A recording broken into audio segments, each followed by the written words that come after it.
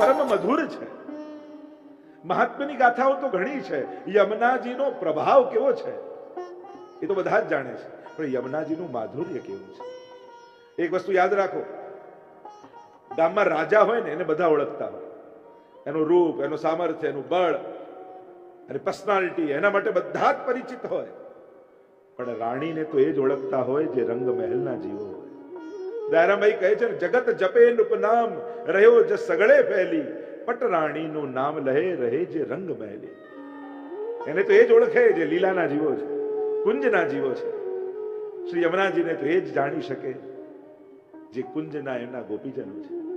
શ્રી યમુનાજીની ગાથા જે ગઈકાલે આપણે જોઈ રહ્યા હતા, આરતી ગાય અને વિશ્રામ ઘાટનો ભાવ કર્યો હતો.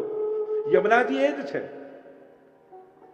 તમે એમ કોઈને કહો કે હું યમુના પાન કરવા જાઉં છું, કોઈ એમ પૂછે, અચ્છા દિલ્હી જાઉં છું? કેમ કોઈ આમ ન પૂછે? દિલ્હીમાં યમુનાજી નથી? કેમ લોકો સમજી જાય, અચ્છા વ્રજમાં જાઉં છું? યમુનાજી એ જ છે. યમનોત્રીમાં યમુનાજી, વ્રજના યમુનાજી અને દિલ્હીના યમુનાજી. ભેદ કેમ? કેમ યમુના પાન કરવા વ્રજમાં જ જવું? મેં ગઈકાલે જે ચર્ચા થોડી ઘણી કરી હતી, પ્રભુ યમુનાજીનો આદિ ભૌતિક સ્વરૂપ, આધ્યાત્મિક સ્વરૂપ અને આદિ દૈવિક સ્વરૂપ. દિલ્હીમાં યમુનાજી આદિ ભૌતિક સ્વરૂપે છે, યમનોત્રીમાં યમુનાજી આધ્યાત્મિક સ્વરૂપે છે, પણ વ્રજના યમુનાજી એ આદિ દૈવિક સ્વરૂપે છે. માનો નવદુલહની આઈ ગવને સમધિ રૂઢ દોલોત્તમા. સંકેત કરે છે મહાપ્રભુજી. આ ત્રણેય સ્વરૂપનો ભેદ આપણને શ્રી મહાપ્રભુજી સમજાવે છે. શ્રી યમુનાજી નું સ્વરૂપ તમે જુઓ, ઘણી ઘણી કથાઓ, સ્વરૂપ, ચરિત્રો યમુનાજીના માધુર્ય માટે પ્રગટ છે. તમે યમુનાજીના ચિત્ર જોશો તો આ મુકુટ કાછડીનો શૃંગાર ધારણ કરી, હાથમાં કમળની માળા લઈ અને ફૂલની છડી લઈને યમુનાજી ઉભા છે, ઠાડા છે. અનેક અનેક ભાવો, અનેક અનેક કથાઓ નિત્ય લીલાની સમાયેલી છે. પ્રસિદ્ધ ભાવ જે છે, યમુનાજી ઉભા નથી, ચાલી રહ્યા છે. ક્યાં જઈ રહ્યા છે? આરતીમાં આપણે ગાઈએ છીએ ને, ગહેવર વન ચાલ્યા. તમે ગયા છો ગહેવર વન? ત્યાં યમુનાજી છે ના? યમુનાજી વહેતા તો છે નહીં ગહેવર વનમાં. રોજ આરતીમાં તમે ગાઓ છો ગહેવર વન ચાલ્યા, ગહેવર વન ચાલ્યા, પણ ત્યાં ઉપર માન કુટીર છે.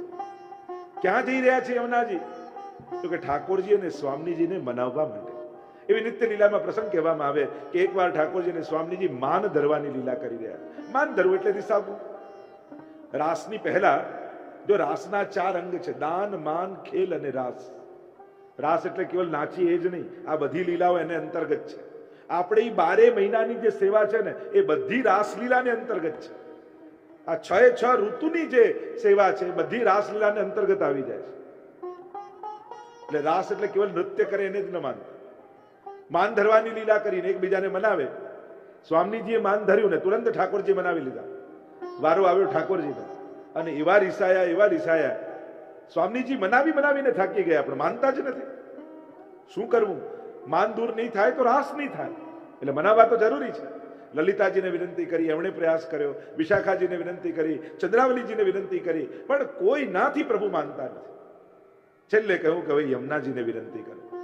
અને જ્યાં યમુનાજીને કહ્યું ત્યારે યમુનાજીએ યુક્તિ કરી, કારણ કે આપનું રૂપ બિલકુલ ઠાકોરજી જેવું છે. એટલે ઠાકોરજીએ જેવા રાસમાં વસ્ત્રને શૃંગાર ધર્યા હતા ને, એવા આબેહૂબ કાચની અને મુગટ મસ્તક પર ધારણ કર્યો યમુનાજીએ. બિલકુલ ઠાકોરજી જેવા શૃંગાર ધર્યા, અને દેખાવમાં તો પ્રભુ જેવા છે જ. અને હાથમાં કમળની માળા લઈને ચાલ્યા, ઠાકોરજીની સામે ઉભા રહી ગયા. અને જ્યાં ઉભા રહ્યા, ઠાકોરજીની દ્રષ્ટિ પડી, એકદમ ચોંકી ગયા પ્રભુ કે આ રાસમાં બીજો કૃષ્ણ ક્યાંથી આવી ગયો. અને ખબર પડી કે યમુનાજી છે, તો ઠાકોરજી હસી પડ્યા. એમનું માન દૂર થયું અને આજ્ઞા કરી કે હવે જ્યારે પણ અમારી કુંજમાં પધારો ત્યારે આ જ વસ્ત્ર શૃંગાર ધારણ કરીને પધારજો. એટલે યમુનાજીના 2 પ્રકારના વસ્ત્ર શૃંગાર છે. એક ચુંદડી એ ચટકાળ્યામાં, ચુંદડીના ચણિયા ચોળી યમુનાજી ધારણ કરે, અને બીજા મુકટ કાછડીનો શૃંગાર ધારણ કરે. અને આ રીતે ઠાકોરજીનું માન દૂર કરવા જઈ રહ્યા છે. એક પ્રસંગ એવો આવે છે કે શ્રી યમુનાજી આ મુકુટ કાછડીના વસ્ત્રો કેમ ધરે છે? તો કે જ્યારે પ્રભુ વ્રજ છોડીને મથુરા પધારી રહ્યા છે, બધા જ ગોપીજનોને સમજાવે છે, સખાઓને સમજાવે છે, બધા ચોધાર આંસુએ રડી રહ્યા છે. રથ પર સવાર થયા. અક્રૂરજીએ રથની લગામ ખેંચી. ગડગડ ગડગડ ગડગડ કરતો રથ આગળ વધ્યો છે. અને જ્યાં હજી તો રથ આગળ વધ્યો અને પ્રભુની દ્રષ્ટિ પડી કે એક બાજુ બેસી અને રાધાજી રડી રહ્યા છે. રથ ઉભો રાખવાનું કહ્યું. રથ પરથી નીચે ઉતર્યા પ્રભુ. સમજાવવા લાગ્યા, રાધા, બીજા કોઈ રડે તો સમજમાં આવે, પણ તમારી આંખમાં શું કેમ? હું ને તમે કોઈ જુદા થોડી છે, એક જ છે. હા પ્રભુ, તત્વતઃ ભલે એક હોઈએ, પણ આંખીને એસી ટેવ પડી. અમારી આંખોને આપને જોવાની આદત પડેલી છે. આપના વગર કેમ જીવી શકાય? કેમે કરીને રાધાજીને મનાવ્યા અને અક્રૂરજી રથ પર ઠાકોરજીને લઈને મથુરા આવ્યા અને અહીં વિશ્રામ ઘાટ ઉપર વિશ્રામ કર્યો. વિશ્રામ ઘાટના અનેક ભાવો છે. વિશ્રામ કર્યો અને પ્રભુની નેત્રો બંધ કરે ત્યાં વ્રજ ભક્તોના ચહેરાઓ દેખાય છે. ઠાકોર રડતી ગાયો દેખાય, રડતા ગોપો દેખાય, રડતી ગોપીઓ દેખાય. અને પ્રભુને થયું કે મારા વિયોગમાં આ બધી જ ગોપીઓ પોતાના પ્રાણોના ત્યાગ કરી દેશે, જીવી નહીં શકે મારા વગર. શું કરું? યમુનાજીનું સ્મરણ કર્યું અને વિશ્રામ ઘાટે સાક્ષાત યમુનાજી પ્રગટ થયા. શું પ્રભુ, મારા માટે શું આજ્ઞા? કેમ મને યાદ કરી? અને ત્યારે ઠાકોરજીએ કહ્યું, આપ બિલકુલ મારા જેવા રૂપવાળા છો. મારું એક કાર્ય કરશો? હા, આપ આજ્ઞા કરો. પ્રભુ કહે કે હું વ્રજવાસીઓને છોડીને આવ્યો તો ખરા, પણ આ વ્રજની ગોપીઓ મારા વગર જીવી નહીં શકે. મારા વિરહમાં એમના પ્રાણ છૂટી જશે. તો પ્રભુ મારા માટે શું આજ્ઞા છે? ત્યારે ઠાકોરજીએ પોતાના રાસના પ્રતીક રૂપ મુગટ કાઢી યમુનાજીને ધરાવી. રાસની પ્રસાદી એ કાચની શ્રી યમુનાજીને ધરાવી. કમળની માળા પોતાના કંઠમાં હતી એ યમુનાજીને ધરાવી. કારણ કે જ્યારે ઠાકોરજી નીકળી રહ્યા હતા ત્યારે એક એક ગોપી એક એક કમળ લઈને આવી, રાધાજીને આપ્યું. અને રાધાજીએ પ્રત્યેક કમળની એક માળા સિદ્ધ કરી.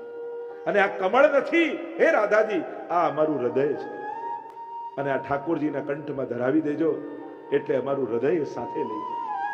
એના વગર હૃદય રાખીને કરીશું પણ શું અમે? અને એ માળા યમુનાજીને આપી અને કહ્યું, હવે ગોપીઓને મારો જ્યારે વિરહ થાય અને એવી અવસ્થા આવી જાય કે એમના પ્રાણ છૂટી જાય, એક ક્ષણે આ રૂપ ધારણ કરી આપ ગોપીઓની સામે ઉભા રહી જાય. એનાથી શું થશે પ્રભુ? પ્રભુ કહેવા લાગ્યા, આપને આ રૂપે જોઈ એમને એમ થશે કે હું આવી ગયો. અને જ્યાં એવો ભાવ આવશે કે હું પ્રગટ થયો છું, એમના પ્રાણ પાછા દેહમાં આવી જશે. અને આમ કરી શ્રી યમુનાજીને મુકુટ કાચરીના વસ્ત્ર શૃંગાર ધરાવ્યા અને પ્રભુએ આ રૂપ ધારણ કરાવ્યું. એવી અનેક પ્રકારની લીલાઓ, અત્યારે આપણે બધી તો લીલા સંભવ નથી, પણ યમુના મધુરા પ્રભુની પ્રત્યેક લીલામાં શ્રી યમુનાજી છે. યમુનાજીને સંયોગીની શક્તિ માનવામાં આવે છે. પ્રભુ સાથે જોડનારી શક્તિ શ્રી યમુનાજી છે. યમુનાષ્ટકમાં તમે જોવા જાઓ તો શ્રી મહાપ્રભુજી અનેક પ્રકારથી યમુનાજીના સ્વરૂપને સમજાવે છે. એ ભૌતિક સ્વરૂપ હોય, આધ્યાત્મિક સ્વરૂપ હોય કે આધિ દૈવિક સ્વરૂપ. ન જાતું યમ યાતના ભવતી તે પય પાનત. એક વાર જે કોઈ પાન કરી લે એને ક્યારેય યમ યાતના ન થાય. 5 ફળ યમુનાષ્ટકના મહાપ્રભુજી બતાવે છે. યમુનાજીના નામોનું સ્મરણ કરવાથી શું થશે? તવાષ્ટકમિદમ મુદા પઠતિ સુરસુતે સદા. પહેલું ફળ કહ્યું, સમસ્ત દુરિતક્ષય. બધા જ પાપોમાંથી મુક્તિ મળી જાય. પાપમાંથી મુક્ત થવા માટે યમુના સ્નાનની જરૂર નથી, યમુના પાનની જરૂર નથી. કેવલ એક યમુનાષ્ટક કરી લો ને તો એ સગળા પાપો નિર્મૂલ બની જાય. મહાપ્રભુજીએ એ જ યમુનાજીનું સ્વરૂપ વાંગમય રૂપે યમુનાષ્ટક સ્વરૂપે આપણને આપ્યું છે. યમુનાષ્ટક એ યમુનાજીનું વાણીમય વાંગમય રૂપ છે. જે રોજ યમુનાષ્ટક કરે છે એને યમુના પાનનું ફળ મળે છે. તમે સાક્ષાત જઈને યમુનાજીનું પાન નથી કરી શકતા, પણ યમુનાષ્ટકનું પાન કરો તો યમુના પાન બરાબર છે. સમસ્ત દુરિતક્ષયો, સમસ્ત પાપો નિર્મૂલ થઈ જાય. ભવતી વય મુકુંદે રતિ. બીજું ફળ, ઠાકોરજીમાં પરમ પ્રેમ પ્રગટ થાય. જો ભગવત પ્રેમ બહુ જ દુર્લભ છે. પ્રભુનો સ્વભાવ કેવો છે કે મુક્તિ આપવામાં બહુ ઉદાર છે, પણ પ્રભુ ભક્તિ આપવામાં બહુ કંજૂસ છે. કારણ કે મુક્તિ આપે ને તો ઠાકોરજીને તું છૂટ્યો તો તારાથી હું છૂટ્યો, પણ ભક્તિ આપે તો અહમ ભક્ત પરાધીનો. પછી તો ભગવાન કહે છે યોગક્ષેમમ મહામ્યહમ. તારું યોગ ક્ષેમ બધું કરવાની જવાબદારી મારી આવી જાય છે. જેને પણ ભગવાન ભક્તિ આપે તો ભક્ત ભગવાનને આધીન નથી થતો, ભગવાન ભક્તને આધીન થઈ જાય છે. પછી તો સતત પરમાત્મા એની ચિંતા કરતા એની પાછળ દોડે છે. આપણને એમ થાય કે આપણે શરણાગત થયા, બ્રહ્મ સંબંધ લીધું, ઠાકોરજીની શરણાગત થઈ ગયા. અરે આપણે તો કેવલ વિધિ કરીએ છીએ, શરણાગત તો ઠાકોરજી આપણને થઈ જાય છે. પ્રભુને આપણી ચિંતા થઈ જાય છે, પ્રભુ આપણાથી બંધાઈ જાય છે. કારણ કે પ્રભુ વચને બંધાયેલા છે, શરણાગતને ક્યારે છોડીશ નહીં. એટલા માટે અહીંયા કહ્યું ભવતી વય મુકુંદે રતી, પરમ પ્રેમની પ્રાપ્તિ શ્રી યમુનાજી કરાવે છે. કોઈને એમ લાગે કે હજી મારા હૃદયમાં ભાવ નથી જાગતો, હજી સેવાની તત્પરતા નથી જાગતી, બને તો યમુનાષ્ટકના પાઠ કરજો. આ આચાર્યોની વાણીમાં એવી તાકાત છે ને, પથ્થર જેવા હૃદયને પણ એની ભીતર પણ ભાવ જગાવી શકે છે. ભવતી વય મુકુંદે રતી તયા સકલ સિદ્ધયો, સકલ સિદ્ધિનું દાન યમુનાજી કરે છે. અને આ લૌકિક કે અન્ય સિદ્ધિઓ નહીં બીજા જેવી, આ તો અલૌકિક સિદ્ધિઓ ગણાવી છે. સકલ સિદ્ધ તયા સકલ સિદ્ધયો મુરલી પુષ્ટ સંતુષ્ટતી, પ્રભુને પરમ સંતોષ થાય. અને સ્વભાવ વિજયો ભવે વધતી વલ્લભ શ્રી હરે, સ્વભાવ પર વિજય આવે. એટલે ષોડશ ગ્રંથમાં પહેલો ગ્રંથ યમુનાષ્ટક આપ્યો છે. અને યમુનાષ્ટક આપી એક તો પ્રભુમાં ભક્તિ મળે ને સ્વભાવ પર વિજય થાય. કારણ કે માણસનો સ્વભાવ એવો છે, ઉત્તમ કર્મ કરતા કરતા પણ ક્યાંક સ્વભાવ આડે આવી જાય છે. બીજા બધા ઓછા નડે, આપણે જ આપણી જાતને વધારે નડતા હોઈએ છીએ. ઓફિસમાં 100 માણસ હોય તો બોસને 100 માણસ પર કંટ્રોલ હોય, પણ પોતાના ઉપર કંટ્રોલ ન હોય. સ્વભાવ વિજયો ભવે, સ્વભાવ પર વિજય આપે એવા શ્રી યમુનાજી. એટલે કહ્યું યમુના મધુરા, હેત કરી દેત શ્રી યમને વાસ કુંજ. 41 પદમાં તમે જોવા જાઓ તો યમુનાજીના કેવા અદ્ભુત ગુણગાન કર્યા છે. યમુનાજી કૃપા કરીને શું કરે છે? પોતાના કુંજમાં વાસ આપે છે. અને રૂપ દેત આપ જૈસી, પોતાના જેવું રૂપ આપીને કુંજમાં વાસ આપે છે. અહીંયા આપણે ત્યાં કૃષ્ણ પ્રેમ ભક્તિમાં, પુષ્ટિ ભક્તિમાં મરીને કોઈ ધામમાં જવાની ઈચ્છા નથી હોતી. અહીંયા તો દેહ પડ્યા પછી પણ વ્રજવાસ મળે એની આકાંક્ષા હોય છે. અમારી ગતિ વ્રજમાં થાય, વ્રજભક્ત અમે બનીએ, એવો ભાવ આપણે ત્યાં માનવામાં આવે છે. એટલે કહ્યું યમુના મધુરા. અને એમ કહીને મહાપ્રભુજી આગળ ગાન કરતા કહે વીચી મધુરા. વીચી એટલે યમુનાજીમાં ઉઠતી લહેરો, એ મધુર છે. જેમ ગિરિરાજજીના એક એક ભાગની મહત્તા છે, એમ જ યમુનાજીના પણ એક એક ભાગની મહત્તા. યમુનાજીનું જલ, યમુનાજીની લહેરો, યમુનાજીમાં રહેલી રજ, યમુનાજીના ઘાટ, યમુનાજીમાં મધ્યમાં આવેલું પુલીન, યમુનાજીમાં ખીલેલા કમળો, આ દરેક અંગની વિશેષતા આપણા આચાર્યોએ બતાવી છે. અને એટલા માટે યમુના મધુરા પછી કહ્યું વીચી મધુરા, એની લહેરો મધુર છે. કારણ કે લહેરો આજે પણ ભગવત લીલાની સાક્ષી છે. પ્રત્યેક લહેરોમાં, કારણ કે આ લહેરો સાધારણ નથી. સ્વયં મહાપ્રભુજી યમુનાષ્ટકમાં આજ્ઞા કરે છે તરંગ ભુજ વીચી મધુરા. કેમ કહ્યું? કારણ કે આ જે લહેરો છે એ લહેરો નથી, એ યમુનાજીની ભુજાઓ છે. અને ભુજાઓ લાંબી કરી કરી શ્રી યમુનાજી ઠાકોરજીના ચરણારવિંદ, જે તટ ઉપર ગાયોને ચરાવવા માટે ઠાકોરજી પધાર્યા છે, અને તટ પર ચાલતા ચાલતા ઠાકોરજી પધારે ત્યારે યમુનાજી પોતાની લહેરો, પોતાની બાહુ લાંબી કરી અને પ્રભુના ચરણને પકડવા માટેનો પ્રયાસ કરે છે. એટલા માટે કહ્યું વીચી મધુરા. નદ્યસ્તદા તદુપધાર્ય મુકુંદ ગીતમ આવર્ત લક્ષિત મનોભવ ભગ્ન વેગાહ આલિંગનમ સ્થગિત મૂર્મિ ભુજૈર મુરારી ગૃહણંતિ પાદ યુગલમ કમલોપહારા. વેણુ ગીતમાં પણ ગોપીજનોએ કહ્યું પ્રભુના વેણુનો પ્રભાવ તો જુઓ. નદ્યસ્તદા તદુપધાર્ય મુકુંદ ગીતમ આવર્ત લક્ષિત મનોભવ ભગ્ન વેગા. ઠાકોરજી જ્યારે તટ પરથી પધારતા હોય ત્યારે પોતાની બાહુ રૂપી લહેરોને ફેલાવી પ્રભુના ચરણારવિંદને પકડવાની આ લહેરો કોશિશ કરે છે. આ તો ભુજાઓ છે. અને એમાં પ્રભુના ચરણારવિંદના રજના રજકણો ચળકે. સૂર્યનો પ્રકાશ પડે લહેરોમાં ને ત્યારે ચળકે તો મહાપ્રભુજી કહે આ ચળકાટ રજનો નથી, પણ યમુનાજી એ બાહુમાં 16 શણગાર સજામાં આભરણમાં ઓપો છો. 16 શણગાર યમુનાજી સજા છે, એટલે હાથમાં કંકણ પહેર્યા છે, અને કંકણમાં જડેલા મોતીઓ ચળકી રહ્યા છે. તરંગ ભુજ કંકણ પ્રકટ મુક્તિકા વાલુકા. મુક્તિકા એટલે મોતીઓ, એ જડેલા મોતીઓ ચળકી રહ્યા છે. આ તો યમુનાજીની બાહુઓ છે. એટલે જ કહ્યું કે ઉભય કુલ નીચે ખંભ હૈ તરંગ જો સીડીમાં. આ તરંગ તો વૈકુંઠ જવાની સીડીઓ છે. તરંગના અનેક ભાવો આપણે ત્યાં બતાવ્યા છે. તરંગ ક્યારે? આજે તો મારા મનમાં તરંગો ઉઠી રહી છે, એટલે યમુનાજીના જ્યારે ઠાકોરજી અને સ્વામીજીને રાસ કરીને પધારતા જુએ યમુનાજી, ત્યારે યમુનાજીની ભીતર પણ ભાવોની તરંગો ઉઠે છે. એટલે કહ્યું વીચી મધુરા. તરંગો ઉઠવીનો એક અર્થ એમ થાય ભાવોની તરંગો, ભાવોની ઉછાળો આવવી. વીચી મધુરા, આ શ્રી યમુનાજીની તરંગોનું માધુર્ય છે. આગળ કહ્યું વીચી મધુરા, અને એ વીચી એ તરંગો શ્રી યમુનાજીની ભુજા છે.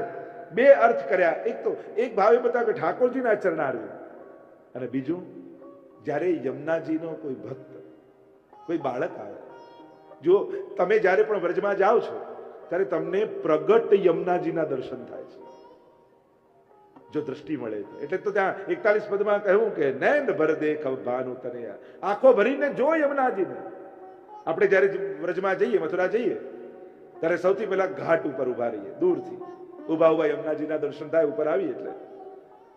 અને જ્યાં યમુનાજીના દર્શન થાય એટલે યમુનાજીમાં શું દેખાય? તરંગ ભુજ કંકણ પ્રગટ મુક્તિકા, લહેરો દેખાય.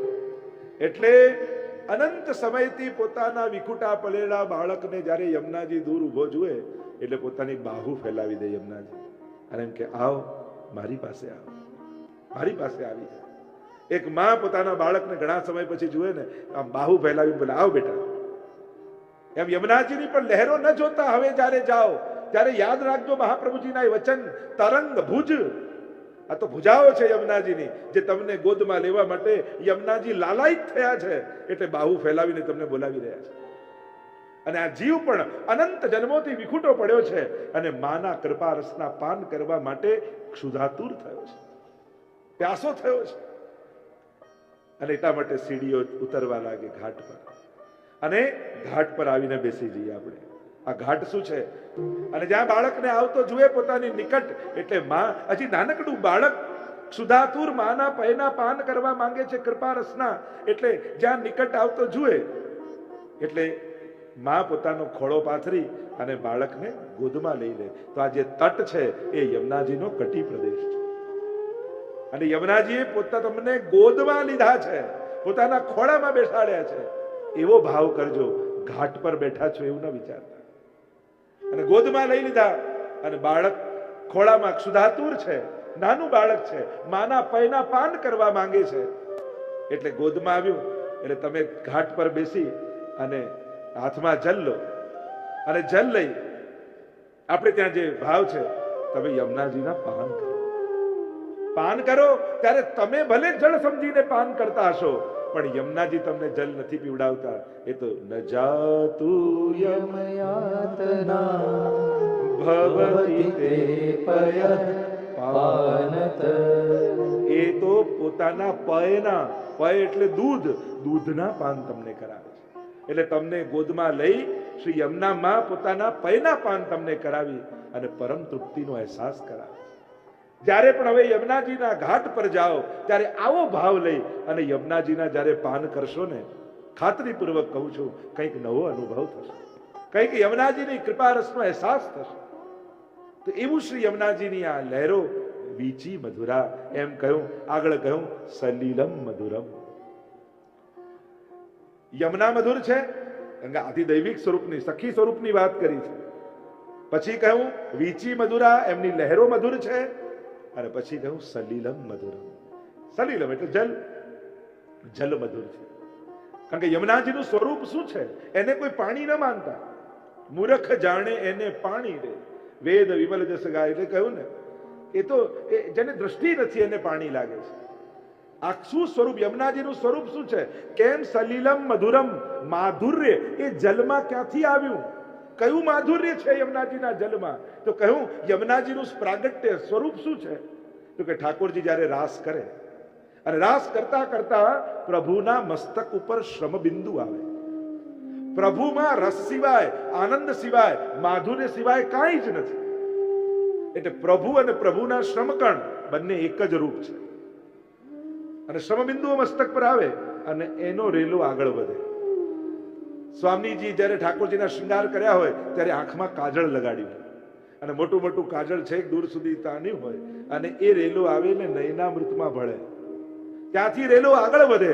સ્વામીજીએ ઠાકોરજીને પાનનું બીડું આરોગાવ્યું હોય, એની પીક અધર પર હોય અને રેલો વેતો વેતો અધરામૃતમાં ભળે. અને એ અધરામૃતનો રેલો આગળ વધતા વધતા ચરણામૃતમાં ભળીને જે આગળ વહે એ જ યમુનાજીનું સ્વરૂપ છે. એટલે કે પ્રભુની ભીતર બિરાજતા સર્વ અમૃતો જ્યારે રસ રૂપે ભેગા મળીને વહેવા લાગે એ યમુનાજી બની જાય. એટલે કહું સલીલમ મધુરમ. યમુનાજીનો જલમાં માધુર્ય છે, કારણ કે પ્રભુના રાસની મધુરતા. કારણ કે એ શ્રમકણ શું છે, જેમ તમે દહીંને વલો અને માખણ નીકળે તો એ દહીંનો સાર કહેવાય, એમ પ્રભુને રાસમાં ગોપીઓએ ઘણા ફેરવ્યા ઘણા મથ્યા અને એ મંથનથી જે સાર નીકળ્યો એ શ્રમબિંદુઓ છે. એટલે કે કૃષ્ણ સાર એ યમુનાજીમાં બિરાજમાન છે અને પ્રભુના સર્વ અમૃતો શ્રી યમુના સ્વરૂપે વહી રહ્યા છે. એટલે કોઈ એક જણને પણ તમે યમુનાજીના પાન કરાવો એટલે એને વ્રજયાત્રા કરાયાનું પુણ્ય તમને મળે છે. કારણ કે સાક્ષાત બ્રજનો સમગ્ર મધુર રસ યમુનાજી રૂપે વ્રજમાં વહી રહ્યો છે. એને જલ ન માનતા, એ તો ભક્તોના ભાવોનો રસ છે અને ભગવાનનો માધુર્ય રસ છે.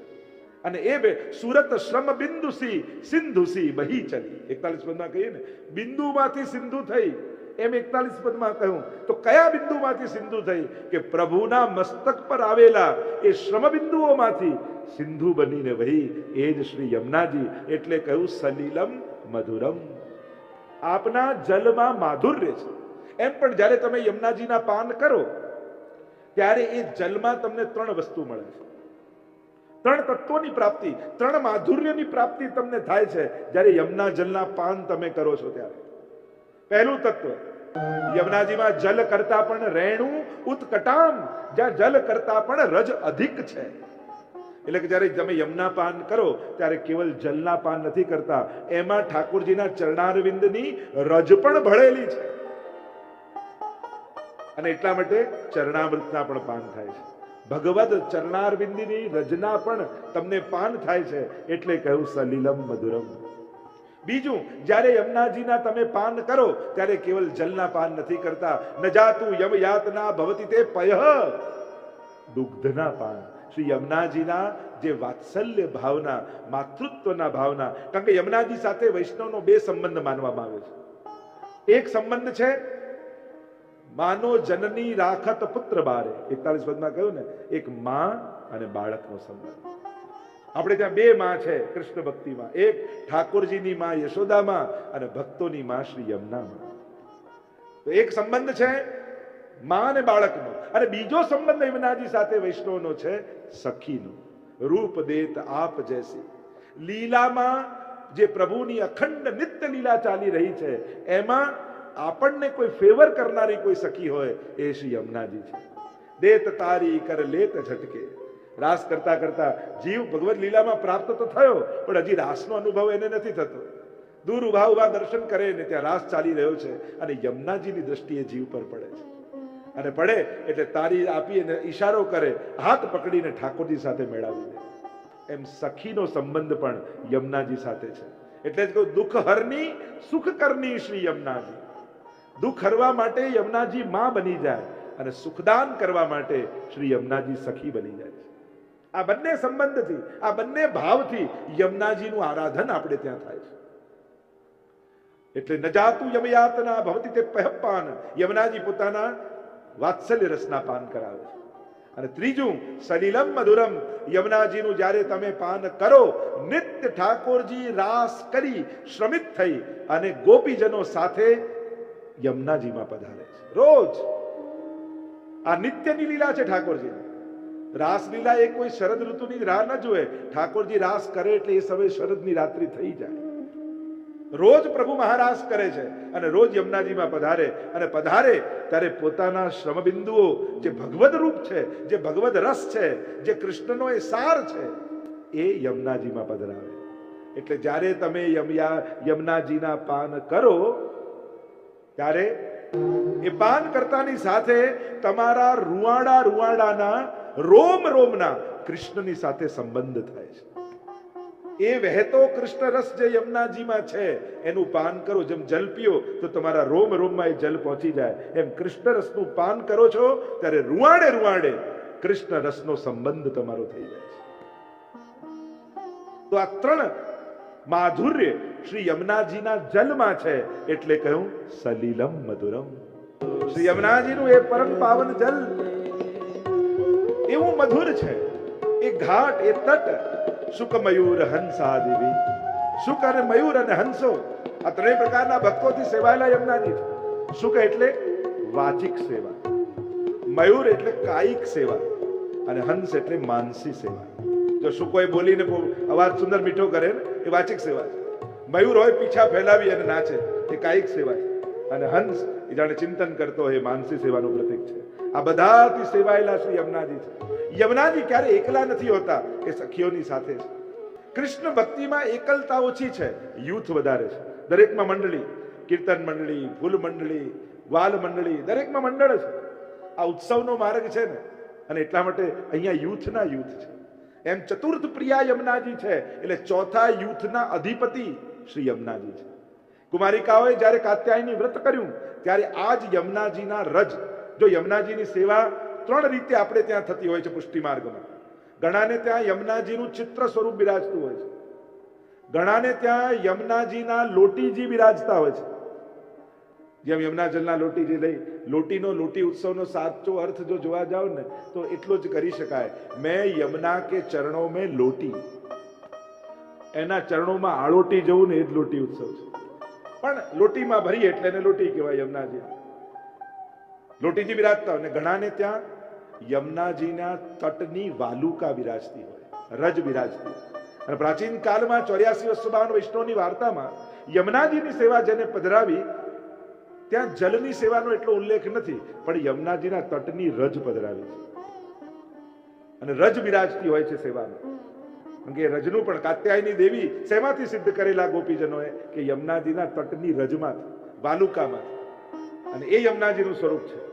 તો એનો પણ એક ભાવ. એટલે કદાચ તમે વ્રજમાં દર્શન કરવા જાઓ, જલ સુકાઈ ગયું હોય તો એવું ન કહેતા કે યમુનાજીના દર્શન ન થયા. એ રજ રૂપે પણ યમુનાજી જ બિરાજમાન છે.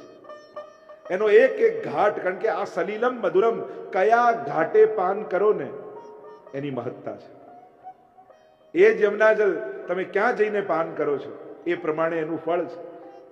ક્યાંક ભૌતિક હોય તો કેવલ તરસ છીપાય, આધ્યાત્મિક હોય તો જન્મ મરણના ચક્કરમાંથી છૂટી જવાય. પણ જ્યાં આધિ દૈવિકતા હોય ત્યાં યમુનાજી ભગવત ભાવનું દાન કરે છે. એ ભગવદ રૂપા હોય છે. કૃષ્ણામ કૃષ્ણ સભામ કૃષ્ણ રૂપામ કૃષ્ણ રસાત્મિકામ, એને સાક્ષાત કૃષ્ણ રૂપ કયા છે.